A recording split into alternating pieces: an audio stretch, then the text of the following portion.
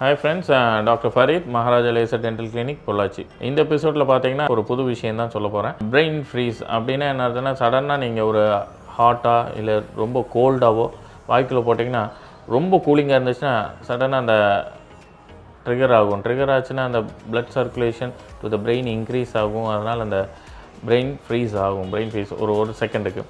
So உங்களுக்கு அந்த ஒரு மாதிரியாக இருக்கும். பட் அந்த டைம் என்ன பண்ணுங்கன்னா, அவாய்ட் அந்த மாதிரி ரொம்ப சில்டு ஐட்டம்ஸ். இப்போ வெரி ஹாட் கிளைமேட்டு, ஐஸ்கிரீமே பார்த்திங்கன்னா அப்படியே எடுத்து அப்படியே கடிக்கிறது.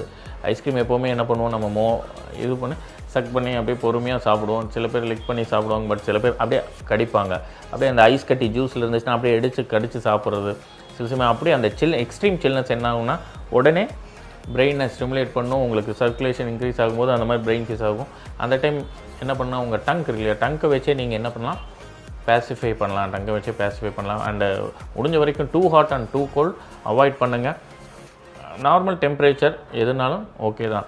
பட் கடித்து சாப்பிட்றது, இந்த ஐஸ்கிரீம், இந்த ஐஸ் கட்டிகள்லாம் சில பேர் அந்த மாதிரி எக்ஸ்பீரியன்ஸ் எல்லாம் எதுவுமே பண்ண வேண்டாம். இன்னொன்று, அது எனாமலுக்கும் பாதிப்பு. ரொம்ப ஹாட்டாக சாப்பிட்டாலும் சரி, ரொம்ப கூலிங்காக சாப்பிட்டாலும் சில சமயம் அந்த சென்சேஷன்ஸ் பார்த்திங்கன்னா டைரெக்டாக உள்ளே இழுக்கும். உங்களுக்கு அந்த சென்சிட்டிவிட்டியும் இருக்கும்.